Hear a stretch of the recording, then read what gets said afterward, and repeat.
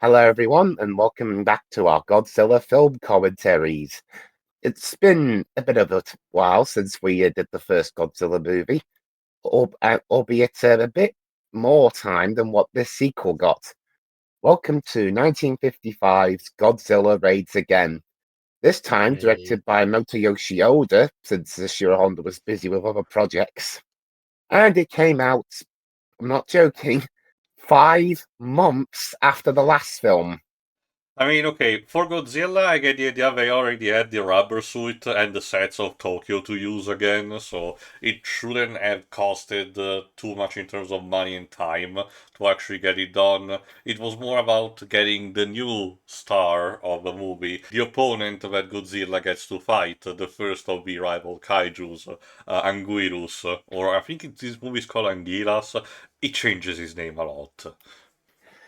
Now, I've seen this movie before. I didn't really like it all that much. I thought it was just a really bland movie that came and went. Is the American version somehow better? I don't know. Well, one thing I know for sure, we're not doing that one. Okay, bit of technical information, audience. We're doing the original 1955 Japanese cut. We're not doing the 1959 dub called Gigantus the Fire Monster. That's not what we're doing. But anyway, let's start before the Criterion logo comes up. 3, 2, 1, go.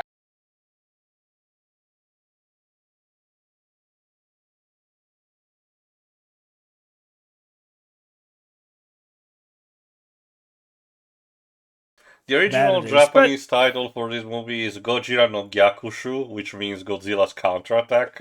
And unfortunately, this is where the movie titles starts becoming whatever the hell the marketing team decides, depending on the country. For instance, in France, this movie is called The Return of Godzilla, which is not too, not a bad idea, how to actually properly localize it. In Spanish, is instead translated directly Godzilla's counterattack, but for my country, it's just called The King of the Monsters. Not even Godzilla in the okay, title, The King of the Monsters. I hate to say it to you, but your version might actually be the title that's not a lie, since, yes, by this title, you would think Godzilla's back. Well, the answer to that is yes Well, and remember, Jova, no. Spanish, not mine. Mine was The King of the Monster. Yes, that's what I'm saying. Is like, okay, the thing is, a lot of these titles suggest that it's Godzilla returning, but no, this Godzilla actually got is blew not the up same by the oxygen Godzilla. destroyer, Like, so this is a completely different Godzilla. Like, sure, they call it a Godzilla, but no, it's not Godzilla's Counter-Strike or him raiding again. It's a completely new guy. It like, would and be if I recall like if correctly, it's been a while since I watched these movies. It's gonna take quite a while for the Japanese, scientists to realize, gasp, there's more than one Godzilla. At least now that's the what I deal. remember. Go on. From what I recall, this movie makes it clear that this is a different Godzilla, which does make me wonder why make the title suggest that Godzilla's coming back? Like, sure, yeah, it would have been a bit silly if he came back from the literal oxygen destroyer of the first zone, Okay, but for the original in that Japanese title, it's just called like Godzilla's counterattack. Sure, monsters named the same, but you can make a mental gymnastic and say that it's a revenge type of plot. Similar to Jaws the Revenge, it's like a relative of a shark that got blew up in previous movies. although, to be fair, the Jaws movies did kind of flip flop with whether or not this is supposedly the same shark or whatnot. Now, going off of the novelizations, apparently all the sharks in the sequels happen to be relatives of the original, basically. Like, Jaws 2 was his mate, Jaws 3 was apparently his granddaughter and grandson, and then Jaws 4 was his son.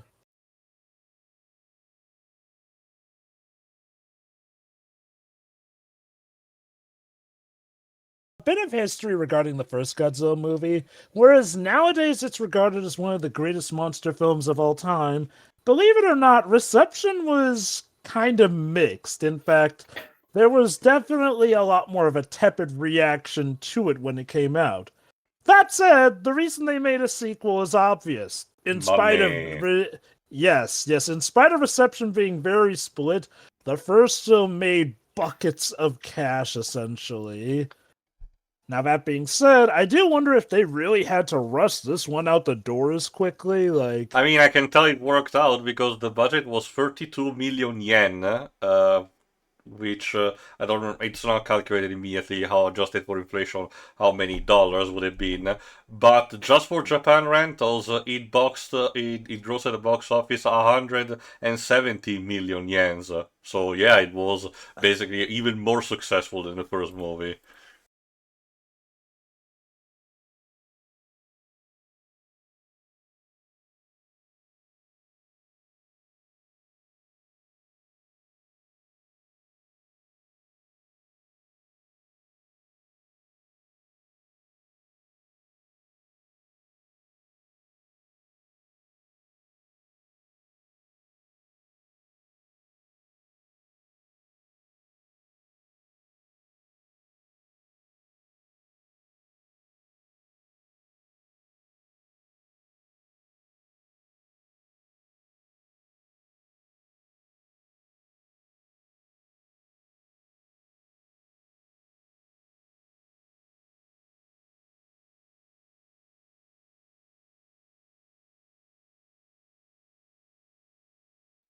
So also, not if I recall correctly, there are no returning characters from the first movie, especially because the only one. Well, okay, there is one. Oh, I forgot because the scientist, which was the creator of the Oxygen Destroyer, well, died. So Dr. Yamani's back from the last movie, okay, it's been a long time then. although he wasn't in any more Godzilla movies after this.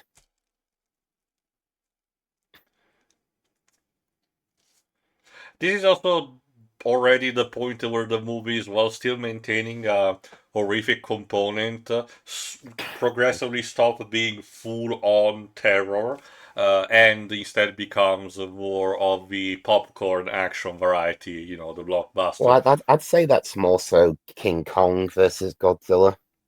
although, to be fair, what Teal mentions does seem to be a common trend I see for a lot of horror movies, where the first movie is meant to subject you to absolute terror, but usually starting by the second or third sequel, that's when they become more action-oriented. Oh, don't get me wrong, they can still have scares, but now with people more so fighting against the terrors in sequels, they become more action-oriented. One day, Nightmare on Elm Street, one day I'll be back. Yeah. Yep, that's an island. Welcome, everyone, to the Japanese travelogue. Don't worry, Godzilla will be here somewhere. Man, the prototype NES version of Pile of Wings is different than I remember. Okay, and another person who didn't come back on the production side of things is Kiru Fukube for the music, although he will come back in the next film. Instead, it's Masaru Sato. Mm-hmm. This was his first Godzilla movie, and I don't think it would be his last. Yeah, he did other films as well. Unfortunately, one of them was Son of Godzilla. Yeesh. Son of Godzilla. It's one of the worst. Really? They tried to... Okay, it's not the equivalent of giving Godzilla a child sidekick, but more literally turning the story into a father and son must unite. Mm-hmm. I mean, it's not as bad as All Monsters Attack, but still.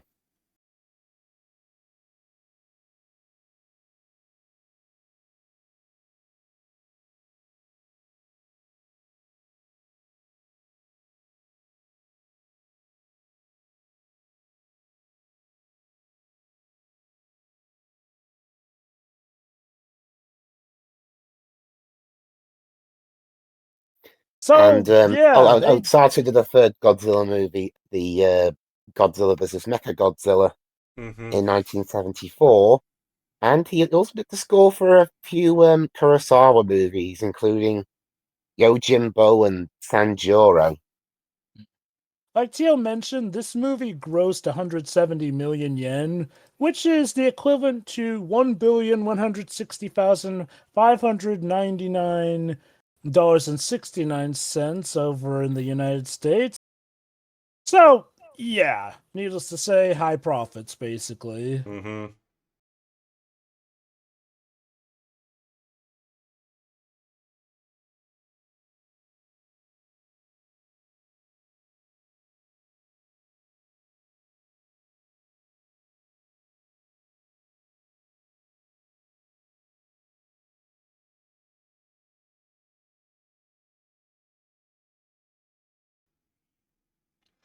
And Oh, yeah, the movie does not really waste too much time getting to it. but it's keeping a bit, of suspense because it says, "Oh, Godzilla," but it's fighting against someone or something. But who could that be? I sort of But it people. can't be Godzilla. He's dead.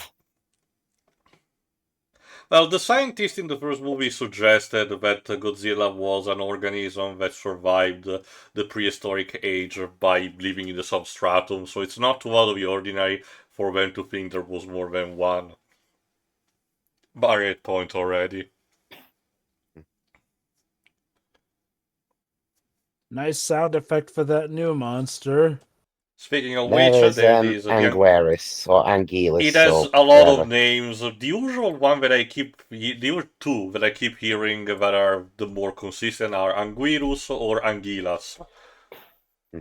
The idea is that because it's based on an Ankylosaurus, or at least that's what the Japanese will identify that. And this is basically the first major kaiju that Godzilla has to fight against. It's a bit of Yes, it's a very soft kind of first encounter. So it will take a couple of movies before shit escalates very quickly. Guess I'll give them credit that they didn't just retread the first movie. They actually thought, okay, we actually have to somehow up the ante. And it's not like they just resorted to two Godzillas. It's no, here's Godzilla versus a completely different beast now. Kind of ironic you say that, Jova, because at specific points in time, I think we didn't mention we did the first movie. At specific points in time, Japan will try to actually do soft remakes of the first movie, with a because they believed that the plots had become way too convoluted, so they wanted to push the reset button and started with a remake of the first story, Godzilla attacking Japan and the humans having to defeat the creature. I believe that's what I love the Godzilla Zero was for. I love the expression of that guy's on Yamane's face. I can always read it as the actor being like, "Oh God, I really just did the last movie. I'm back here again." Just when I thought I was Uh, out. right, do we have any returning actors for this one? Just Dr. Yamane. That's it. Surprised we don't have the main couple from the first movie back. Honestly, Nope. okay. On one hand, I don't particularly care about them. On the second, unfortunately, Jova, this movie has its own love between human subplot.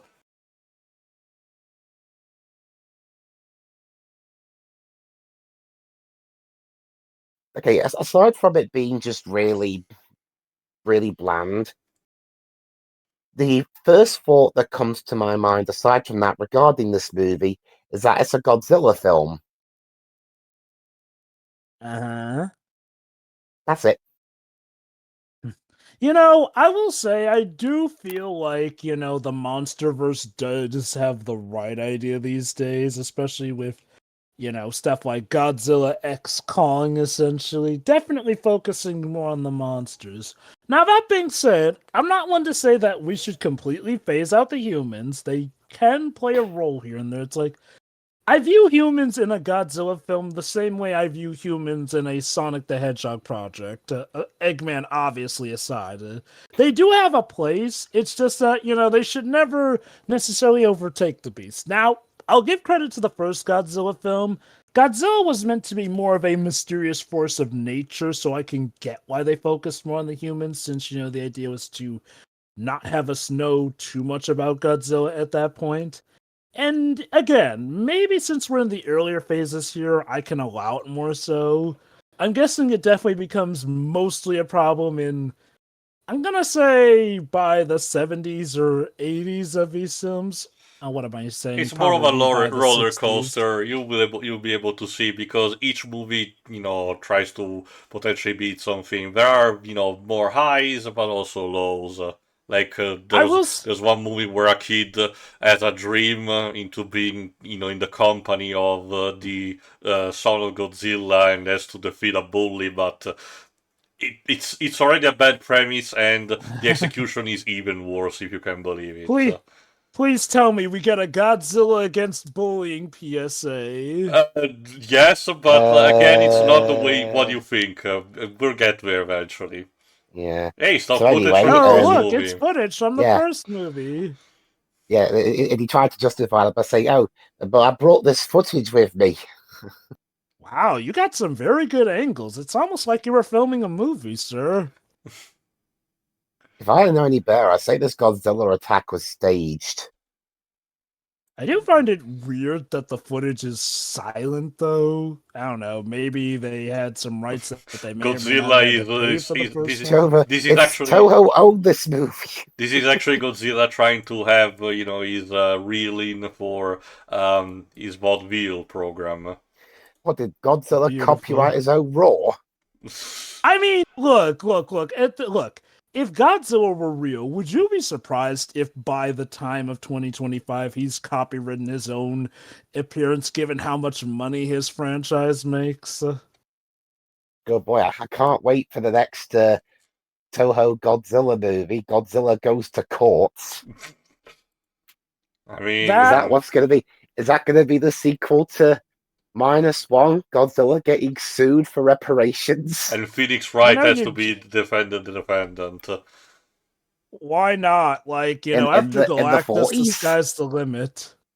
Oh, right. Phoenix's ancestor from that time, I forgot his name from The Greatest Attorney. Rionos? Ryunosuke. Okay. Okay.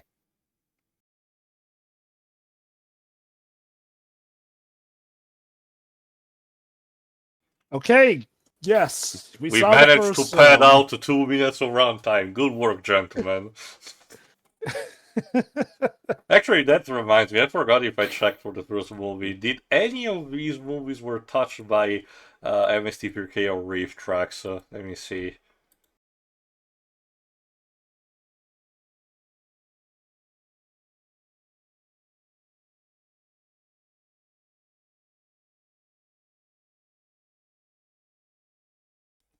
There you go.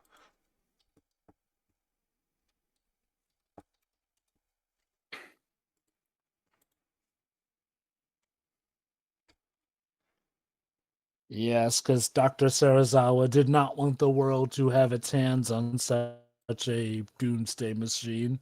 Shame he didn't think of maybe preparing a secret batch just in case we had another Godzilla. Oh well, what can you do about it?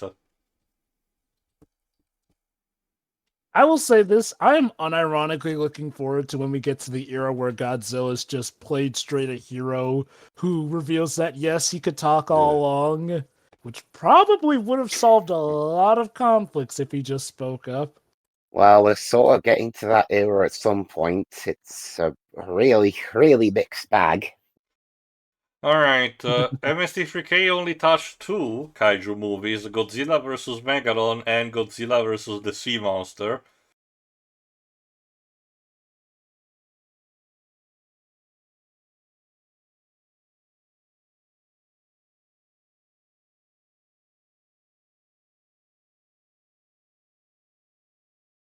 It's also weird because Godzilla vs. Megalon contains my favorite of the character, tied, not necessarily a kaiju, but tied to them, the robot Jet Jaguar. Versus the Sea Monster is just okay, nothing too spectacular. Riff Tracks instead only did a track for the 1998 Roland Emmerich movie. So there's that. Well, okay, yeah, that one's definitely It's worth obvious noting that canon fodder. Rifftrax tries to play more safe. Let's just say, be more like us. Just create the audio tracks that you can put at, accompanying the movies. So let's see. For this movie, apparently, they did actually make a new design for Godzilla overall. It's not always the most apparent, but you can notice that the suit definitely moves around more in this movie than in the first one, essentially. Which is probably Right, a well, so- blessing for the actor, so, it doesn't So go since inside. since Tokyo is still undergoing massive repairs, Thanks to we're LexCorp, clearly. we're instead in Osaka.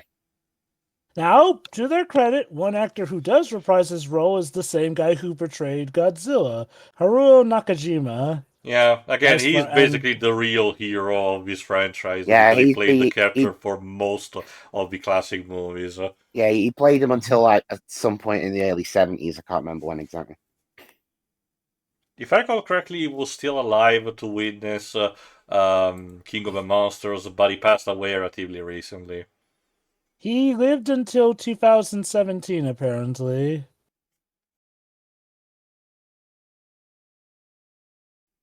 And the one playing Anguirus is a guy called Katsumi Tezuka. Obviously on his fours. He will also in the future portray Mothra and Maguma. Similar to Power Rangers, they have basically recycling actors to be in the suit for convenience sake. Funnily enough, Katsumi would go on to play Godzilla himself for Ghidorah the Three-Headed Monster. Hmm. Actually, Dwibs, considering the Godzilla lore and whatnot, are we going to tackle some of the standalone movies like Mothra, Goraf, and whatnot as well? I have Mothra on Blu-ray, so that could be one in the future. Yeah, that's just what I'm wondering, since these are, I guess, technically part of the Godzilla verse, but True, but you have to remember, it, Jova, that exporting these, especially in official capacity, as being kind of a ironically Titanic, feat on its own. So we have to roll with what we have for this. that's Yeah, I mean, I know. the Criterion, the people at Criterion, they only recently released. I've got the Blu-ray here. I'll just check what the title is so I don't. I love it. Watch Babe, it. a wooden dinosaur to represent Godzilla. Closest Oh, thing what I else are they got. going to use?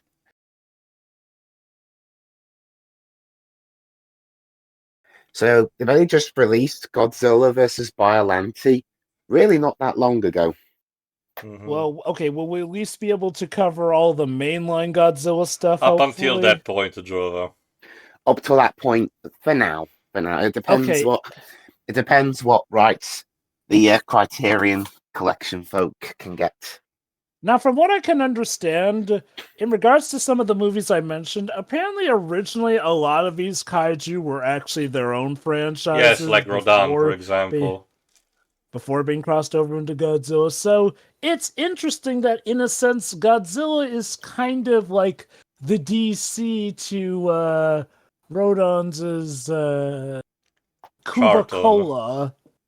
Godzilla Task Force. Basically, it's interesting to note that, obviously now they're all recognized as Godzilla characters, but they were essentially their own franchises. I guess in a way it was kind of a stroke of genius that they would all get I tied to think Godzilla. the only major one who did not, ended up being a foe or a friend of Godzilla instead of its own was Gamera, the turtle. Gamera just Gamera? does as he Gamera was his own pleases. series, wasn't it? This is what I mean, basically. Compared to characters like Rodan or Mothra, Gamera did not ended up, becoming part of a Godzilla mythos. Stop the presses. Ah, what a lovely night. Not very And lovely. Yeah, Blackface, let's goddammit. just ignore that.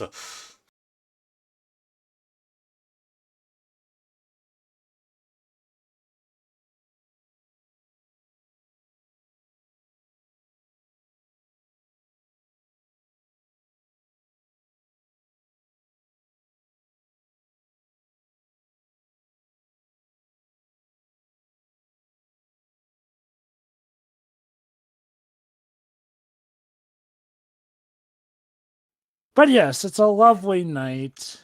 And I'm sure in a Godzilla movie, we're just here to enjoy the sights and sounds of these people dancing, not Recall having a correctly, yeah, care. this is where, the two lovebirds plot fully kicks in. We already got a taste up until this point, but still.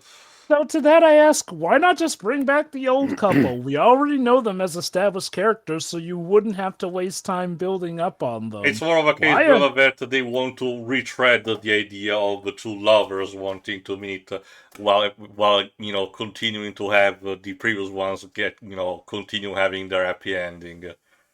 This is part of why I always shake my head when people try and act like the 2014 Godzilla movie was the first Godzilla movie to ever have a balancing issue between monsters and humans. Because, no! As early as the first era of Godzilla, they had Well, that you issue. can make the argument that by 2014, the movie makers should have known better to do that. I guess. On the other hand, they clearly didn't hurt the box offices of these movies. Well, So... no, similar to stuff like Spider-Man, brand name alone sells. That being said, I guess it is impressive that Godzilla was just so hot that they could afford to make a movie this last minute, essentially, and still have it sell buckets.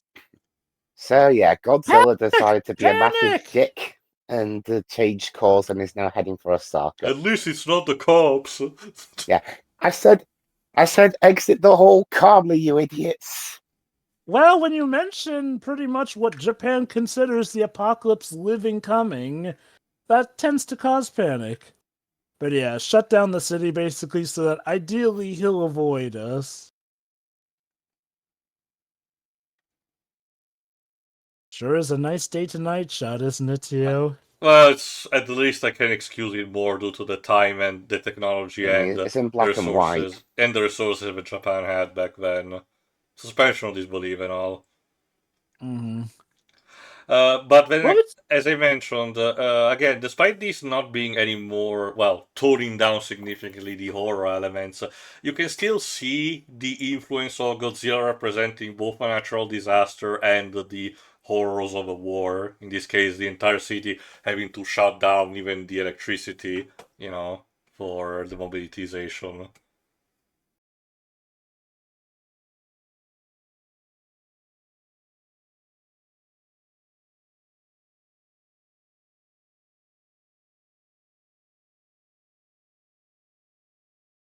Yes, those Risk tank toys are perfect.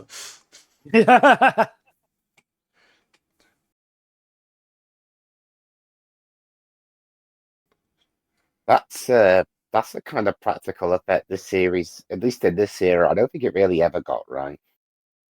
I mean, okay, to be fair, it probably could fool anyone in the 50s, I presume. Well, maybe not anyone. I mean, even in the still. color films.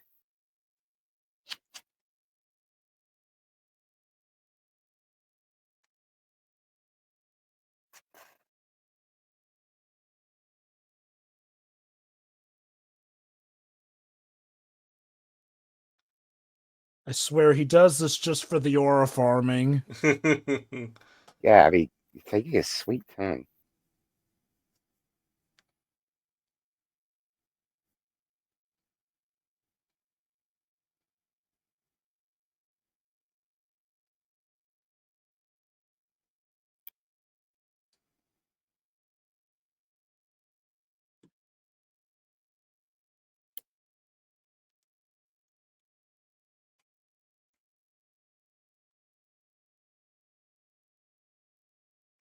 I don't think any of the modern Godzilla movies ever tried to have the militaries use white phosphorus on him.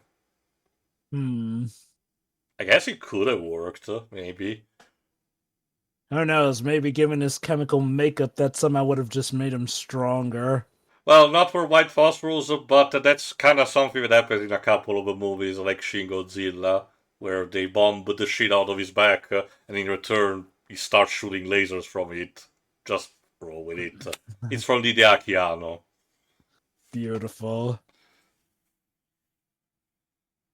So, let's see. As for the improvements made for this suit, essentially, Thankfully, the actors were able to move a lot better in their suits since these suits were made from lighter materials, which were cast from plaster molds to fit the suits and also fit the performers' physiques a lot better, essentially. And they constructed the Godzilla suit specifically with a cloth base where latex was applied over it. And they even had a motor that was built into the head to move the eyes and mouth. Obviously. And the batteries apparently were at the base of the tail, go figure. Unfortunately, this meant Nakajima felt discomfort every time he had to jump in the suit. Yeah. Not to mention, again, the heat. Rude. Oh no! He Not the knocked over that lighthouse. miniature! What would William Dafoe say? Probably not much. A Willem Dafoe movie with Godzilla. That sounds like it has potential. Well, I mean, he's been in monster films before. He was in Nosferatu recently. Well, I guess that's it for Godzilla. At least he just knocked over the lighthouse and just left. There, guys. Move, but... There, guys. I've done my 2-minute scene. Where's my paycheck? Godzilla, we don't give you paychecks. No, it's in my contract.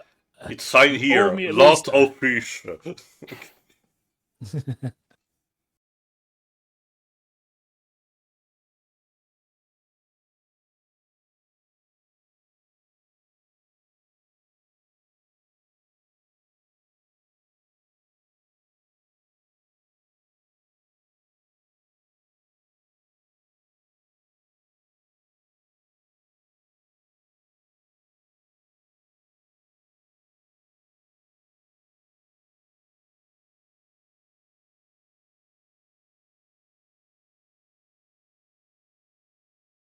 So yeah, basically, instead of trying to straight up attack Godzilla, they're doing their best to basically lure him away. As a reminder, the reason they cannot use the oxygen destroyer again is because, well, the formula was destroyed preemptively. Along with Sarazawa, who basically took his secret to the grave. Mm-hmm. It wouldn't stop his actor coming back a few times. Just roll with it. He reincarnated. The oxygen destroyer itself will also play a part in a later movie. Interesting. Again, just not the way you think.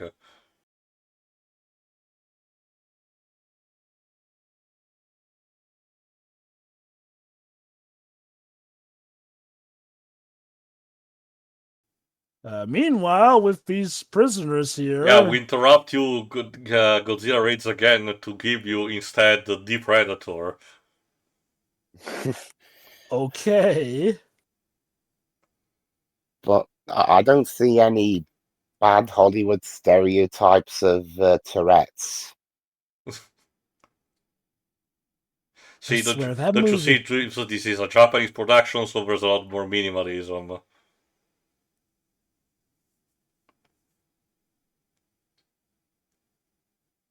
Suckers. Oh, wow, they silently punched him. So quiet that it didn't even leave a punch sound effect. They're very stealthy. Also, apparently this is not the first time it happened. As a reminder, okay, I don't know when it specifically started, but, you know, getting a firearm in Japan is not as common as you might think. So, you know, people carrying around one is considered, you know, a huge deal for that. Mm-hmm. Even, you know, hits from the Yakuza, you know, tend to result to secrecy. Quick, guys, let's speed up the film footage so we can escape quicker. I mean, that worked for James Bond. And not everyone made it. Truly, one of these criminals will have to redeem himself as he helps defeat Godzilla. I'm sure that's why we're focusing on this in the Godzilla movie. Well, as you can imagine, they're more on the comedic side. I wouldn't be too surprised if one of the possible inspiration were the Three Stooges. I'll send us a message. Don't worry, kids. If you're a criminal, you can beat Godzilla. Like, if it's funny, that's nice. I'm just really wondering what these guys have to do with the plot. Padding, padding, padding.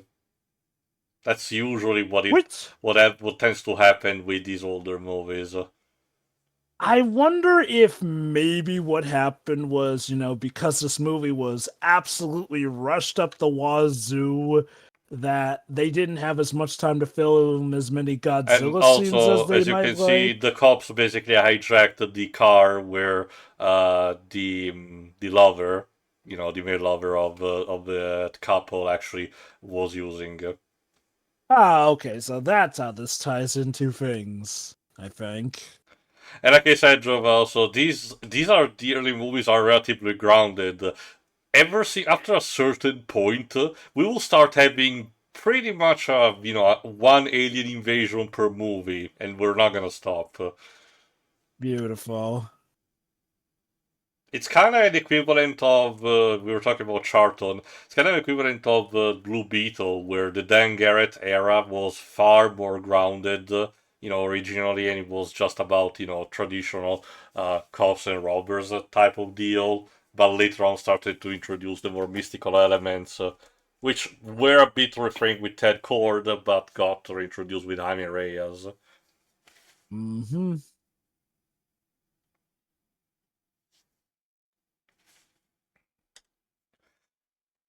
Yes, sir. This is indeed what I expect from my Godzilla movie. Cops and robbers. Ow. And a comedy of errors at that. Sorry, Oh no, their we truck turned interrupt into a toy. we interrupt Godzilla Race again to give you Fast and Furious. Like, And they're dead. but accidentally they set fire to the chemical petrol plant, whatever it is. So, and that means Godzilla's probably going to be attracted back here. So, Oops. by a chain of reaction, they have essentially doomed the city. Duh. Oh. I loved the slow turning. I'm guessing that I smell consequences. the roar is amazingly threatening, counteracted by how derpy his face looks. No, wait, you want to go after these flares here, right? You don't want to bother with that boring old fire. Sorry, Drova. Godzilla is approaching the generator. The generator is losing power.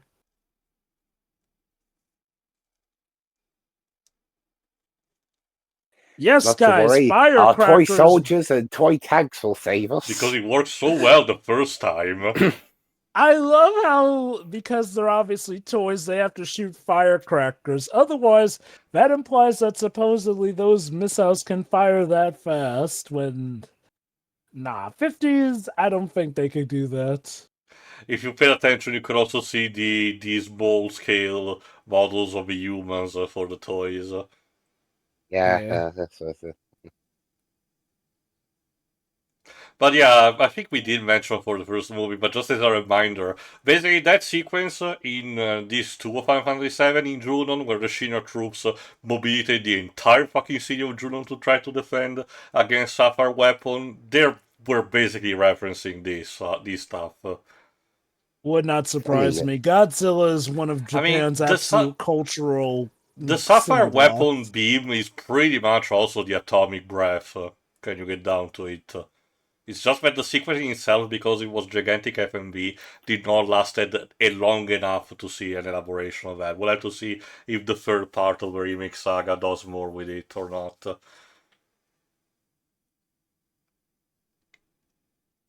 And that's Anguirus. Yeah, I can definitely tell that it's the actor on his fours.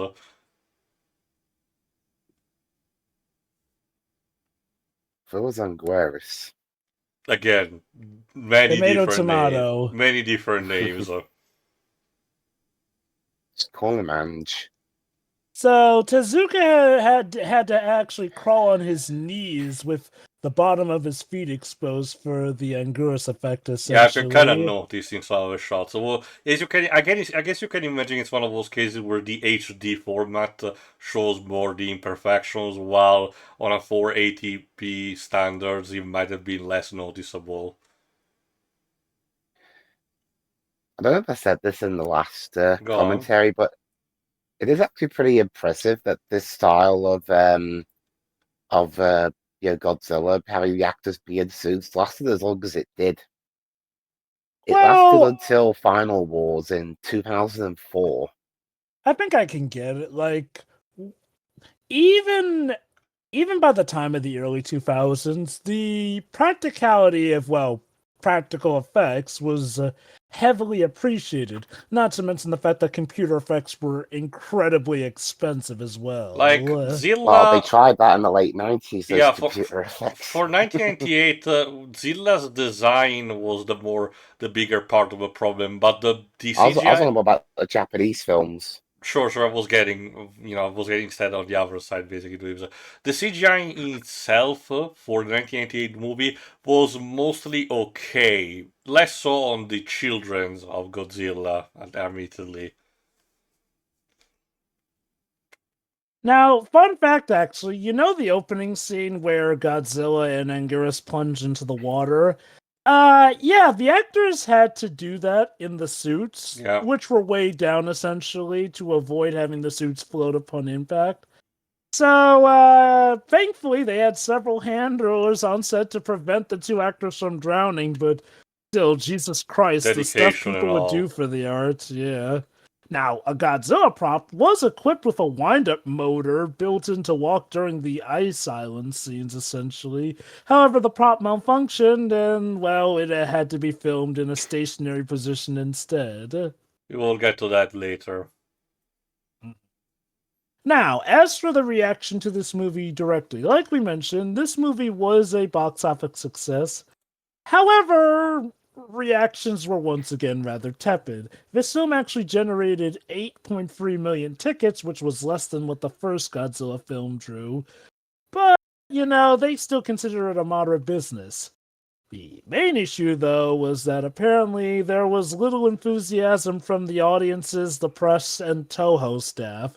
Tanaka later admitted that the crew had very, very, very little time to prepare, and he himself didn't really consider the movie that much of a success, essentially. I mean, it took 9 years to make another one.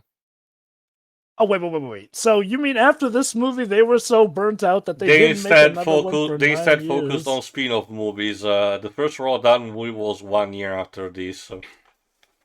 So, in a way, I guess you could consider this phase 1 of the original MonsterVerse. Then, hey, Godzilla takes a break, but then we give other monsters a chance to show. Yeah, they had several kaijus to experiment on what could work. Also, yes, the footage of the two fighting is sped up intentionally to represent the chaotic type of fighting.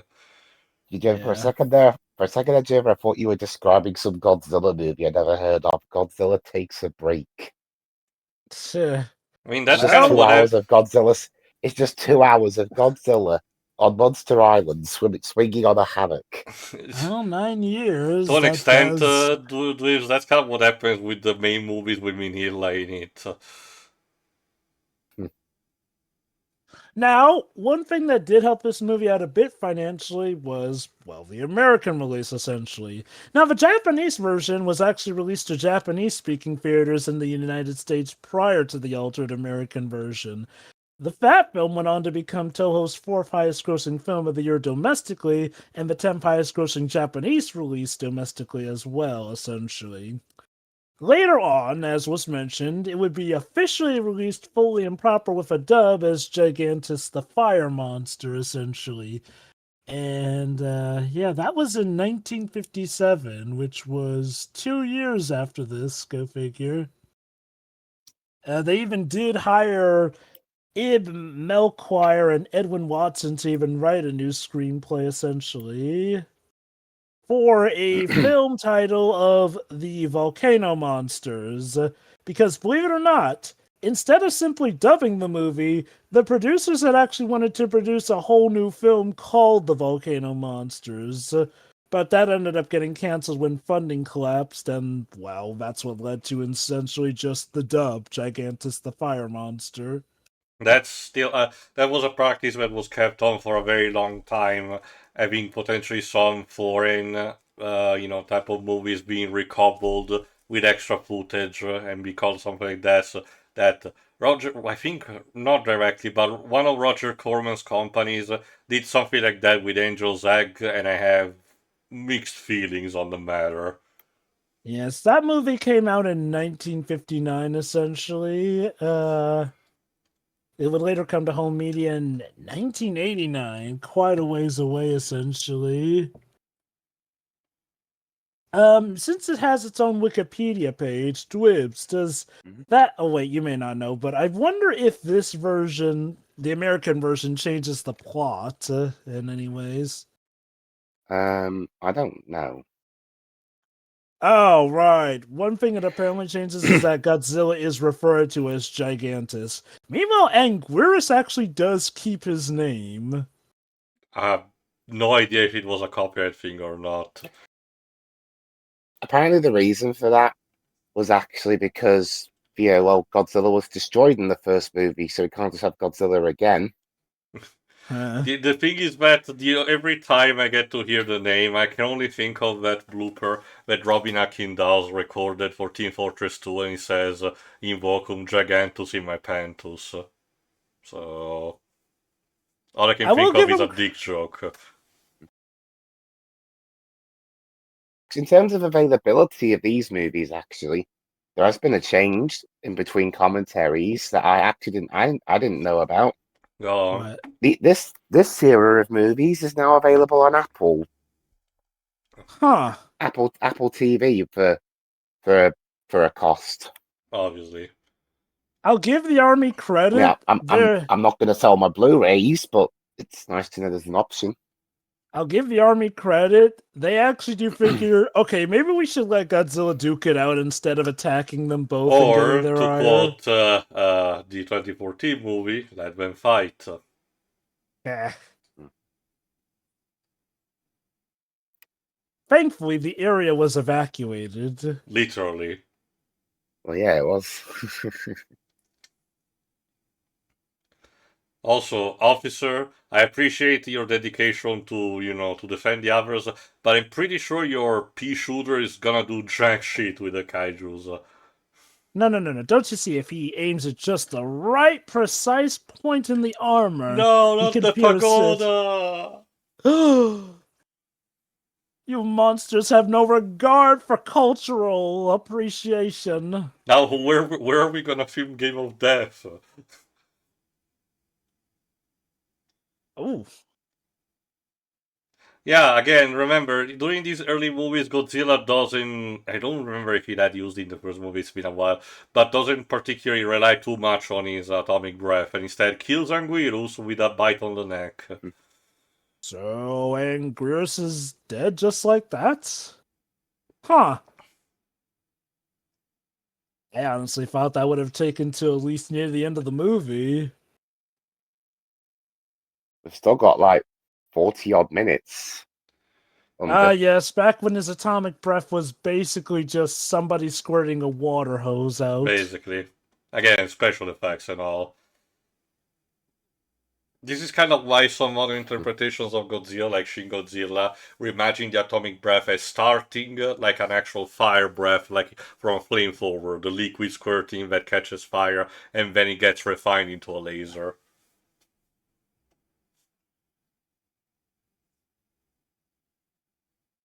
Now, to be fair, while the fighting between Godzilla and Anguirus was in the poster, the movie specifically just, whatever version, the movie did not really call itself Godzilla versus Anguirus. So at the very least, I would not say that the movie is relying on false advertising that much.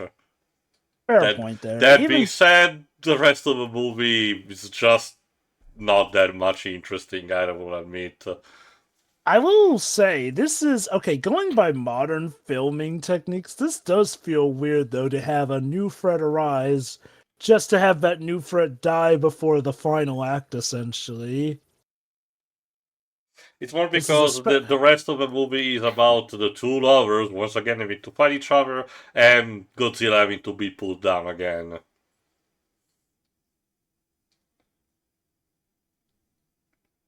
like, and mind you, I'm not looking for there to be like super detailed storytelling. I know what era films we're looking into, but part of me does wonder, was there much of a point to Anguirus other than just new big Promotion. threat, make Yes. money? Okay, Yeah. while merchandising was not as big of a thing, at this point as it was, in the late 70s, early 80s, thanks to Star Wars, there was still a bit of a thing of the idea of, having a new shiny, component, or in this case, big monster to sell your product.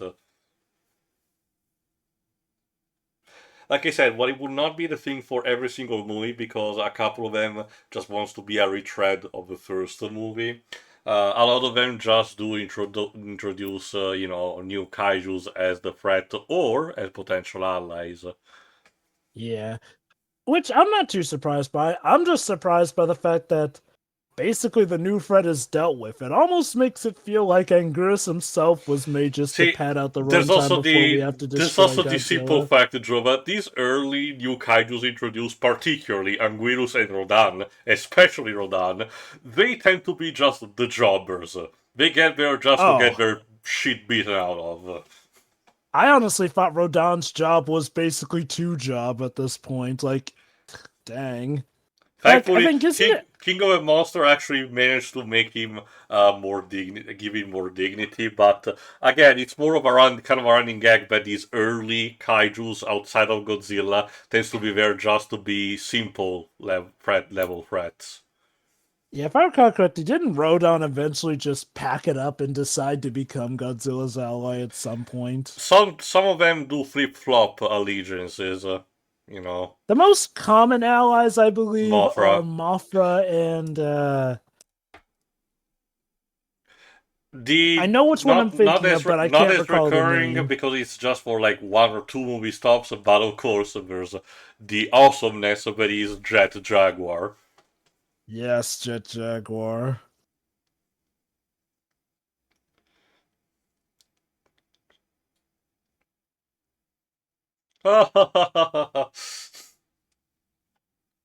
Hilarious.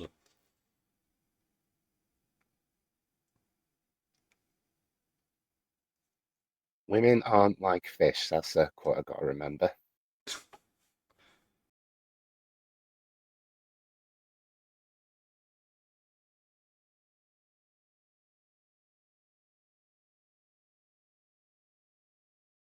Oh, don't tell me we have an actual nuclear winter in regards to Godzilla's attack, or is it just the passing of time? If I recall correctly, it just started snowing. Also with plastic icicles. Again, the 50s.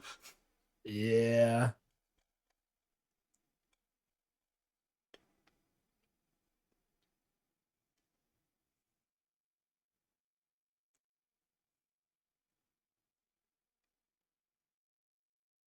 You know what?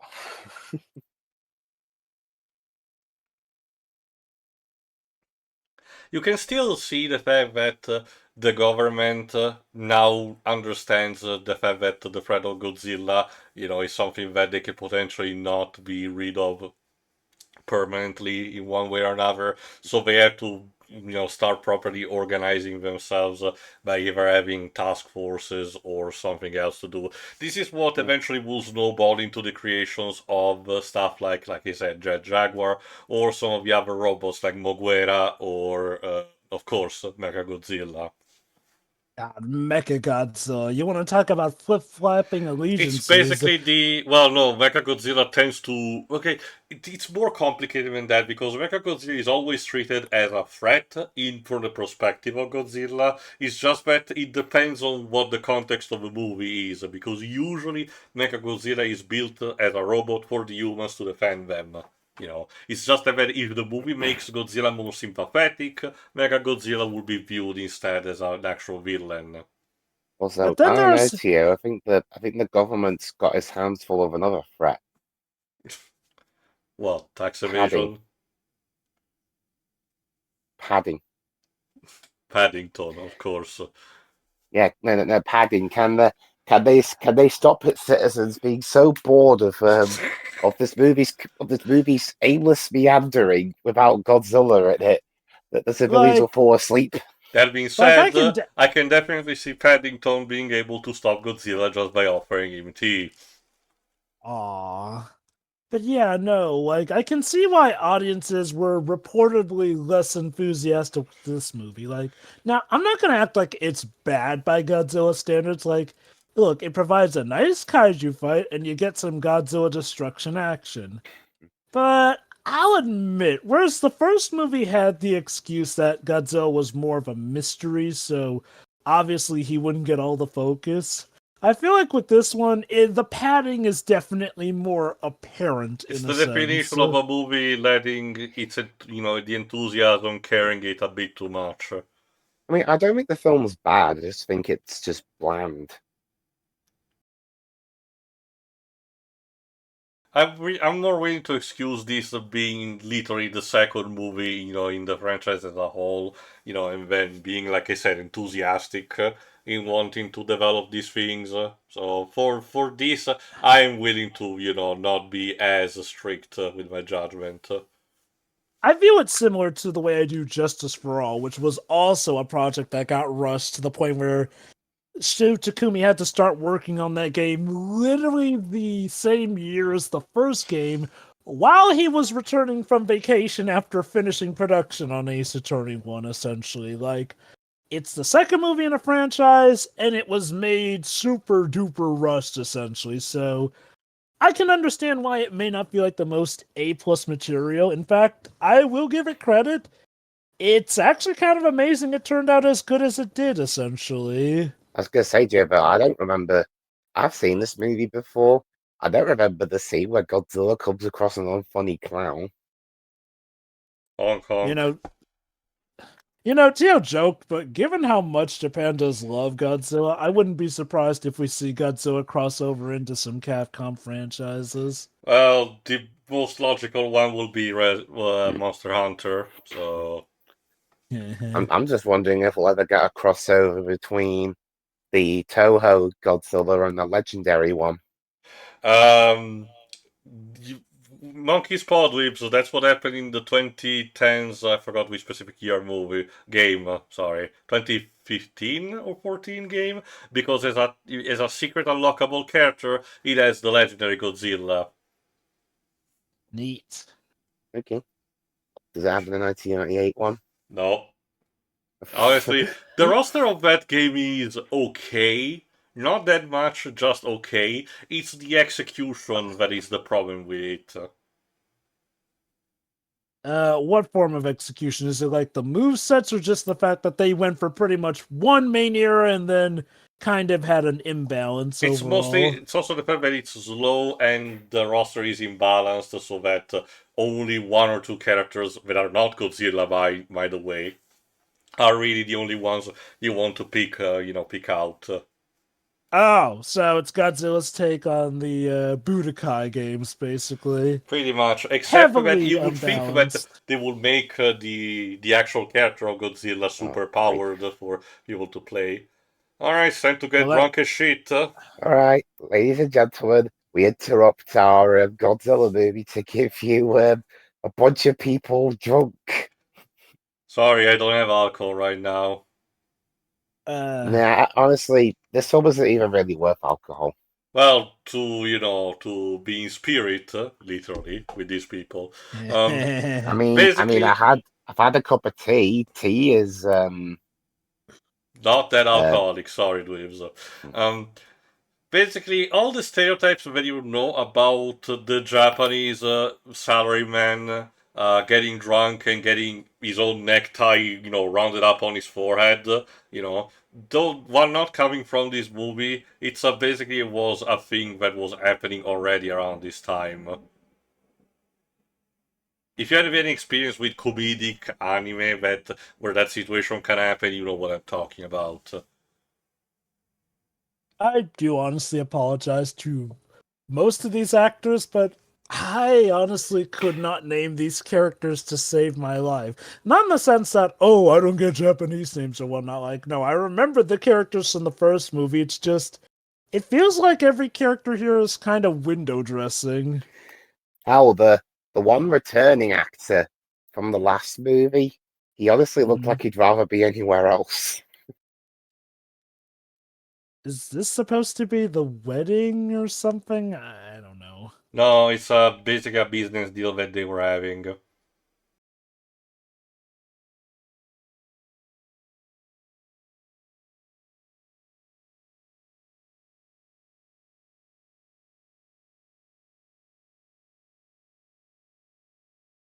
Basically, Java, you know that initial scene from Birdemic, where they conclude the affair for $1 million?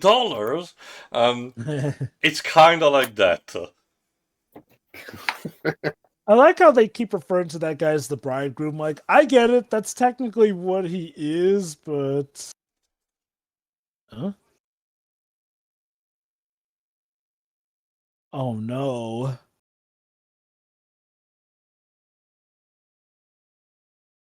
Sure, blame it on Hooray, Godzilla. the story is back. No. Don't you see? If we blame it on Godzilla, then we can write it off in the business expense variety, and thus we won't have to lose too much money off of it. Well, As an act of God. okay, well so that is one thing I'm going to apologize to the 1998 movie for. What? Remember in that movie where after Godzilla quote unquote dies, it takes like the film just goes off for 30 minutes before it remembers him. Uh-huh. This film does kind of the same thing.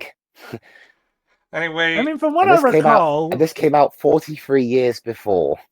to be fair to God help me, the 98 film, didn't they technically supplant that with the subplot of the eggs at least to warrant the time going on? Whereas, again, this does feel like just padding. I'm sorry.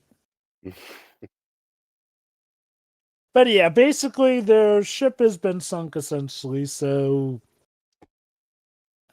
call in the military, I guess. Like, you're just a business company. You guys don't really have much business taking on Godzilla. Don't you see, Jova? Apparently, in this universe, the military are secondary compared to just regular private people. so kind of like in Independence Day. I mean, okay, even in Independence Day, it was ultimately still the military force that had to save the day at the end of the movie. Whereas, Which makes Roland Emmerich's treatment of the military in Godzilla really weird. I swear, Well, to be honest, Jova, again, when you break it down, sure. If you talk about the actual physical destruction of the saucers, I will concede on that. But in the actual way of taking down them, we had in order Jeff Goldblum, which did work for the government, but was like an independent scientist with relatively minimal hacking skills. And the other one was Randy Quaid's character, which was, I guess, was a pilot in the past, but was retired for a very long time, and yet he was the one pivotal to defeat destroy the shields. oh, I thought you were also going to mention Will Smith, but I mean, you're talking about like in regards to who directly wipes them out. Mm-hmm. I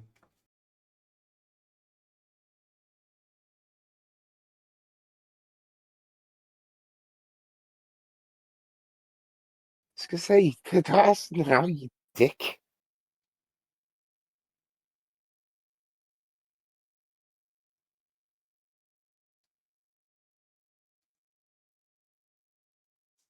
Also, I'm just gonna say it. I don't feel the couple in this movie nearly as much as I did the first one. Like, they were nothing to write home about. It was also kind of a bit of a love triangle, since technically the main female lead was first betrothed or about to wed Dr. Sarazawa, essentially. But even still, that relationship felt more intertwined with the Godzilla plot than this one does.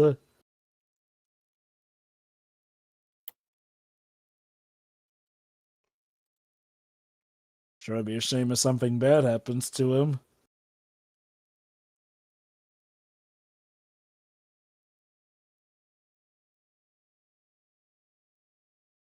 There he is. Surprise! Hmm.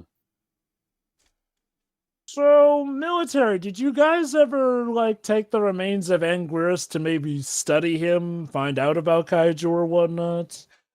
Okay, not for Anguirus, but you will have to wait some degree of movies for something like that to happen. I know that Godzilla burned Anguirus' body, but it seems to be implied that there still are remains to study.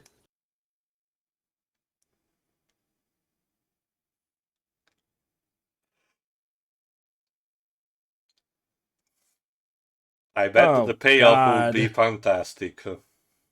He's absolutely not going to die. He's gonna make it back to her alive and well, guys. Sure.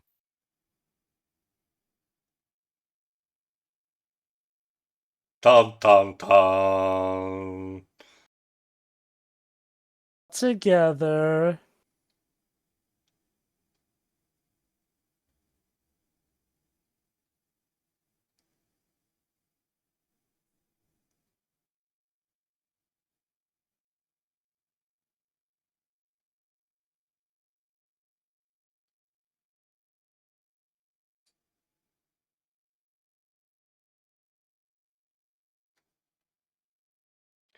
Sir, what kind of bombs? Just bombs! Yeah.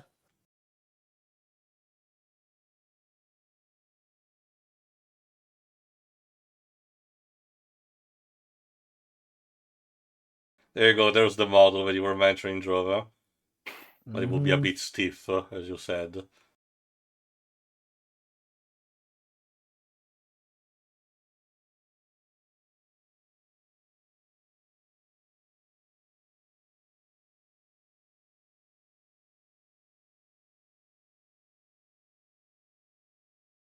Hi. Hey.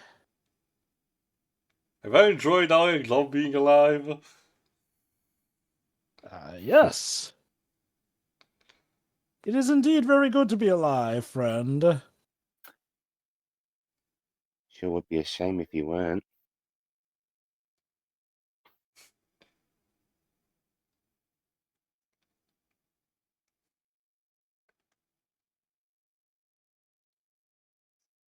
So the idea is to try and seal Godzilla essentially in a prison of ice, Mm-hmm.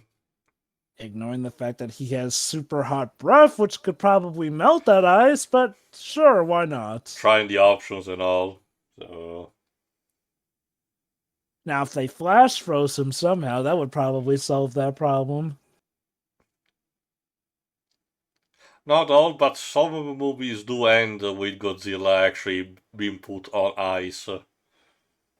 Christopher Lloyd would be so proud. Hmm. For what it's worth, the composer of this movie said he wasn't really proud of this work that much. Apparently, both Yet, him and yeah, the his music for direct Son of Godzilla is just splendid, apparently. apparently both him and the director don't really regard this movie too highly. Again, I think it's fine, but I can get being disappointed if you were expecting something, say, on par with the mystique, the majesty, and everything that the first film brought. I love that Godzilla was stuck in the well, what is it pose. Okay.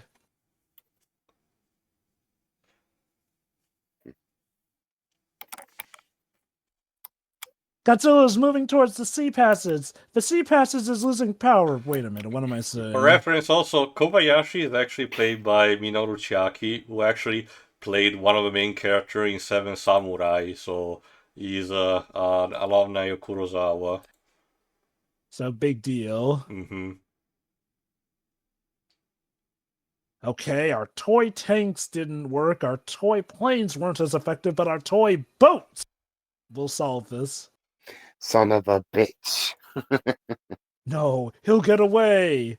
Well, by all means, Kobayashi, show him who's boss. From hell's heart I stabbed thee.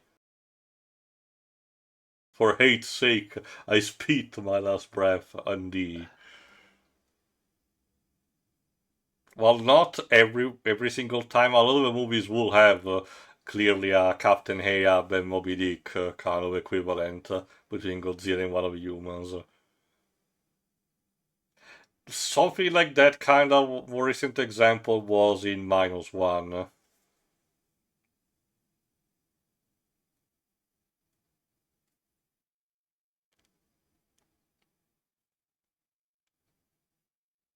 Be awkward if this just causes him to fall through the ice for like a Looney Tunes cartoon. He holds up a sign saying, "Uh-oh." Wonder what place will be if he perpendicularly fall through the earth and reach the other side. He's in Japan. I guess the so... Atlantic, potentially, because I don't think it matches any place in Europe.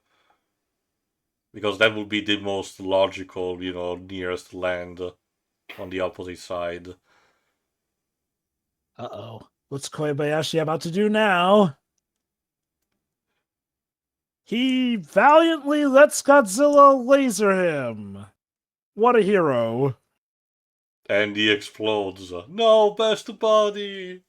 No, not He was just him. about to profess his love to his lover. Again, to be fair, this being the 50s, this is where the cliche, when you get down to it, had been just started to be used, for movies. So you kind of had to expect it. Yeah, Mhm. yeah. Alfred just died, but yeah, an avalanche. Well, His I guess in sacrifice, a it's more way... like his sacrifice was not in vain. That's what they were basically conveying with that. Mhm. An avalanche will mean that Godzilla will be Duh. covered, and if nature does its job, that should basically see him legit frozen in a block. If not outright suffocated out by the avalanche. So, I guess not quite as tragic as the first movie's ending, complete with the sad music and everything, but hey, a solution's a solution.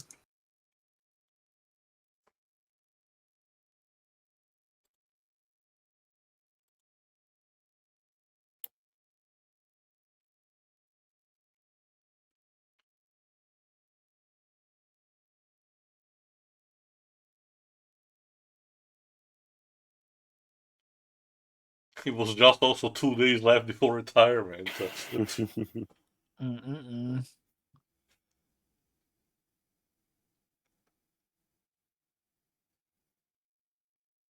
Oh no. Someone give her a hug, for fuck's sake. Yeah. Like dad? Some emotional support, maybe? Must Daughter's kind remain of lost her must fiance. remain stern during work or some shit like that.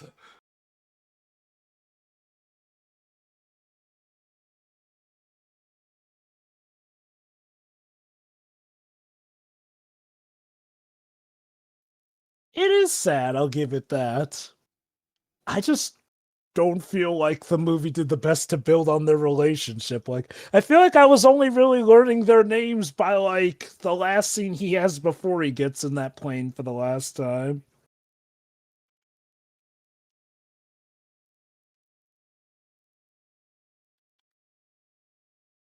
Oh yeah, they're not going easy on him. Basically level it all.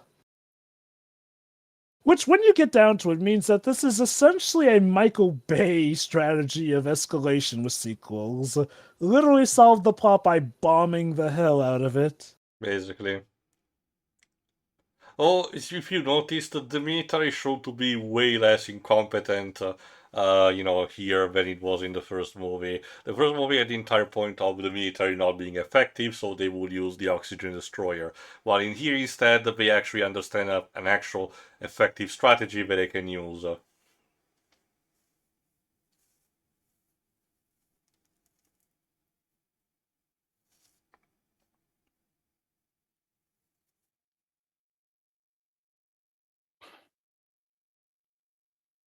All right.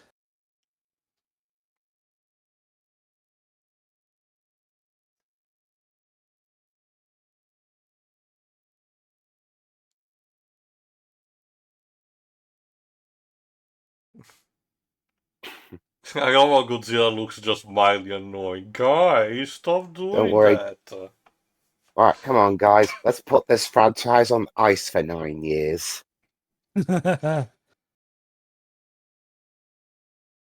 Boy boats to surface. Action figures set in place.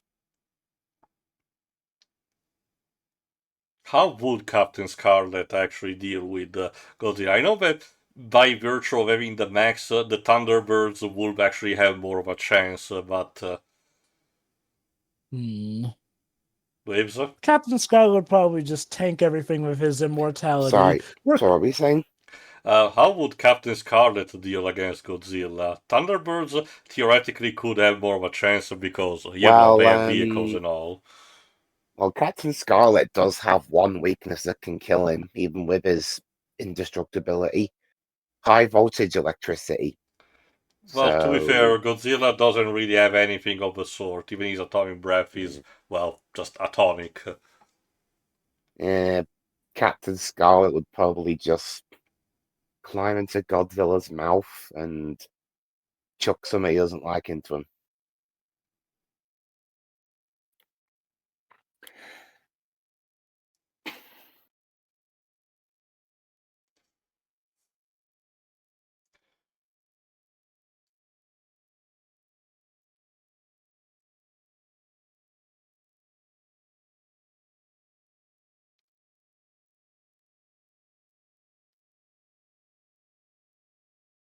And I wonder if they got that effect by just having the actors run around in a circle.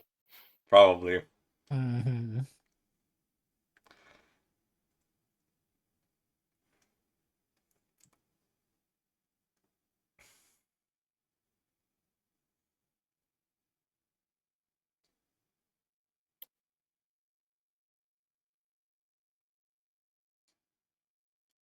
Wow, a time when guns actually are effective in a fight against Godzilla. Mostly because we're not aiming at him. He seems kind of angry with you. I don't know. Again, Godzilla for this final act just looks and acts mildly annoyed. It's the roars that sell it, but yeah. Like, to be fair, he did look a bit derpy and groggy during the final encounter in the first movie, too, but that at least had the somber music to definitely sell the mood on this. This is literally just an action scene, and yeah, Godzilla looks bored. To their credit, it's probably due to the limitations of what the suit could really pull off. Cut? Okay, that was Godzilla literally doing the John Travolta meme, like, okay, what am I doing now?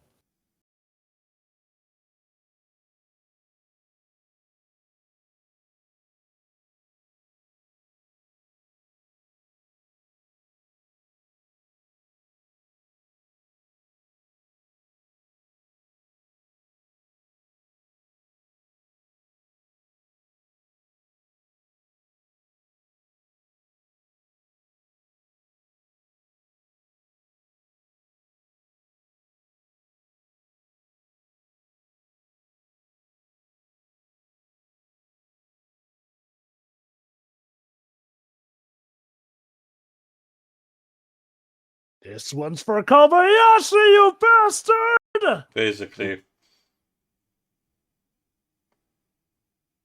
Oh, guys, I just got done getting out of the last pile of ice.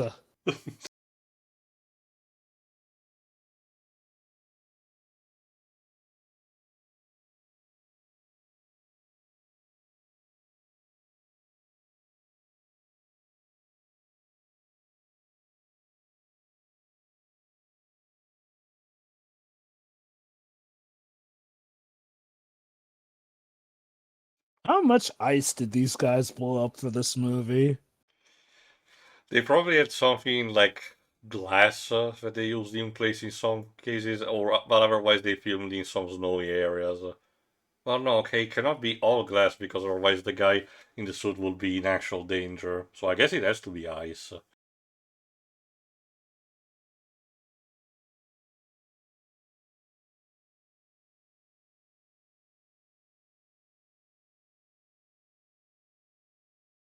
So long, Godzilla. We'll see you in 9 years. When you feel like it, just give Well, it a not call. quite yet.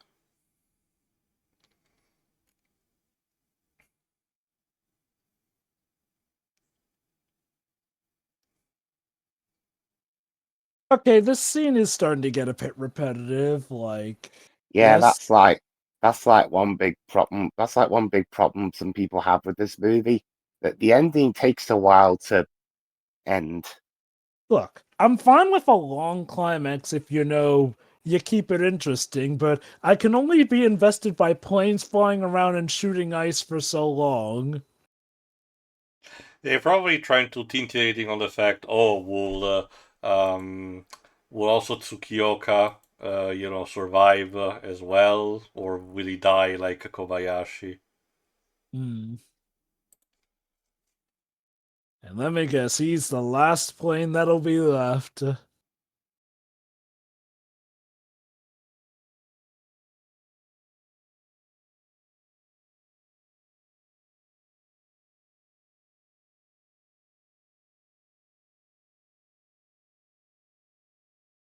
Honestly, at this rate, the island's going to just be reduced to rubble at this point. They're applying the red faction effect of just leveling the entire place.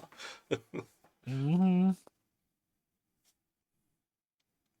Boy, Godzilla is really regretting his choice of venue for his winter vacation now, I bet.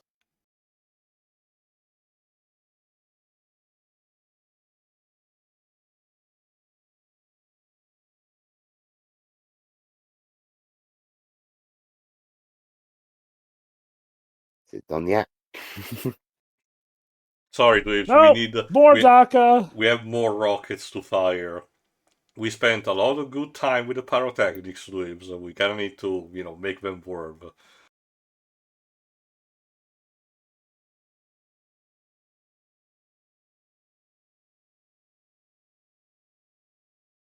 Oh. I Yeah, guess the Godzilla snow is literally enough to counter out even his atomic atomic breath. breath. We are considering he's also starting to get frozen from, the neck down, so... You have to remember that Godzilla kinda sorta acts like a living reactor, so if cooled down, there's not much he can do.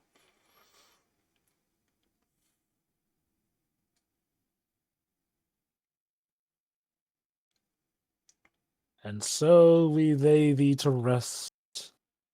At the very least, this movie does Godzilla. not do the whole thing about who was the real monster here. No, this case it was Godzilla.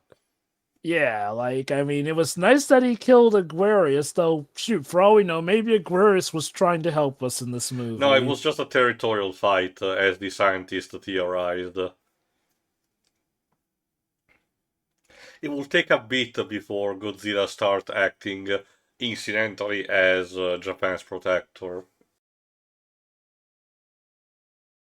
I wonder, do those movies at least explain why Godzilla goes heroic? And God help me, do they say, actually, I was trying to help you all those times before? Yes and no. Some of them have more justification where the threat is literally an alien type of kaiju and Godzilla, defends his own planet. Also, Bob Ross painting. Um, Huh. Now let's just add one happy little kaiju there. And there And you that's the last we'll go. see of him for a while. And Kobayashi has been avenged. God bless. And that's it. No refunds.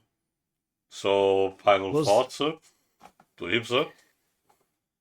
Yeah, it's not very good, to be honest. It's not bad, but the main problem is it's just very bland and at points really boring. The characters are really one-dimensional. The one returning character we get doesn't look like it doesn't really look like he wants to be in the movie. The Godzilla suit itself looks a lot more derpy than before. And Gueris looks okay. Okay, the big problem with the fight scenes and a lot of the action is that they clearly just fast forwarded the footage to make it look like it's going faster than it is. Again, kind of like with some of the James Bond movies. The music's just kind of there. And yeah, you can tell that this movie was made in quite a bit of a rush. And yeah, gee, who knew? Making a sequel to something only 5 months after the last one came out wasn't a good idea. But I'm sure this series won't make the same mistake again, right? One running Right? as long as Godzilla. I have a feeling I know where this is going. We'll get there. We'll get there. Not great. It's not the worst film in the series by a long shot, but yeah, it's going to be so much better, at least after this. This movie is serviceable. It's certainly a sequel to Godzilla, the movie that made Toho so much money that they had yen signs in their eyes, and thus the sequel was made. But I do wonder, did they have to rush it? Like, keep in mind, from what I've seen of the American version of the film, essentially, that film actually took more time to develop and make than the original did, in a sense. Like, and I don't just mean, well, obviously because it came after. I mean, no. Apparently more time and effort was put into dubbing that movie, and more time was put into it than, again, the making of this movie as a whole. Like, shoot, only 5 months after the original? That sounds like a rest crunch nightmare, and going off of what I know about the Japanese business side of things, especially if that had any influence on Japanese cinema and whatnot, that sounds like that could have been a nightmare, essentially. Now, it doesn't sound like there are mass regrets about the film, but it does sound like the director definitely doesn't view the film as much a success as it could have been, essentially, which I totally get. And I can get why audiences were less enthusiastic about this movie. Like, what it does right, it does very well. Like, the fights with Anguirus, essentially, and the effects with Godzilla. But the problem comes down to major factors which can cancel those out in some regards. The writing, the characters, and the pacing. Oh dear lord, the pacing. First of all, the writing, when it's not kind of being a bit of a retread of Godzilla, kind of meanders here and there with people just trying to figure out what to do, essentially. Secondly, the characters don't overall feel as interesting as the cast from the first movie. Even the one guy who returns, essentially. And yeah, like, I'll be honest, I kind of predicted Kobayashi's death the minute he was going on about how much he loved that girl, essentially. Gave her the wallet with the photos in them. Yeah, dead. But hey, at least he was avenged. And finally, the pacing problem. It's definitely most apparent in the final fight, which literally repeats them shooting ice into the mountains, bearing Godzilla. Like, yes, I get it, showcasing the process, but it literally turns into a repeat of those actions upon itself in a cycle, essentially, to the point where I was kind of getting bored during the final fight. Now, I'll give him credit, though. It was a nice and creative way to defeat Godzilla without having the oxygen destroyer, and I do appreciate how they do show that they seem to have learned from mistakes in the first movie, in story and whatnot, so it's not like this is a complete retread. It's just that, again, this feels like a sequel that was made for money, which, yes, one could say that's typically what almost any sequel is made for, but no, I mean, this feels like a sequel that was made just for the money and almost nothing else. Like, now, I will say that there is artistic integrity in this movie. That's all well and good. The problem is, again, this movie needed more time to cook, I honestly feel like, and it shows.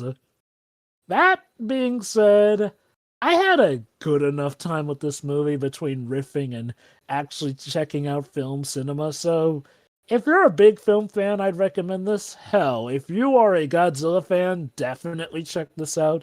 It's still an important part of history since it does showcase one of the first ever giant kaiju fights brought to feature film as well, essentially. So, yeah, look, it's far from the best. As far as I know, it's not the worst, but it's a part of Godzilla history that I'm okay with it existing. Though I may not be in a hurry to rewatch it. Your final thoughts? This movie to me is fine, but with a giant asterisk put on it. I judge it as a product of its time, not so much in terms of controversial, opinions, other than the occasional, racist imagery or the more antiquated terminology that the two lovers tend to use occasionally. But I've seen worse, admittedly, especially from the time. No, the real thing that makes this movie dated is its usage of pacing. This kind of film structure where the movie had different climaxes, and the last one takes a bit of a while with different shots doing the same thing over and over and over to demonstrate how cool the action has to be. It's something that's typical of these decades of cinema. So I'm willing to understand at the time the movie was made. That doesn't mean that I'm just as much eager to watch it again as Jova is. It's a one and done kind of deal. There are better kaiju movies to watch, but I argue this is far from the worst, and it's still a cornerstone of things that will happen. It's just that between this and the first movie, you will be inclined to rewatch the first one over this, and for very good reasons. But that is to say, you shouldn't ignore this as a result. So there is that. So, Dweebs, where will be the next kaiju fight taking place? Well, actually, we're going to be going a little bit backwards next time around because the year after this film came out, the first film got a Americanized version of it. With a character So, called Steve Martin, not played by Steve Martin because he obviously was too young at the time. yeah, so join us next time when we look at 1956's Godzilla King of the Monsters. So, yeah. See you then. See ya.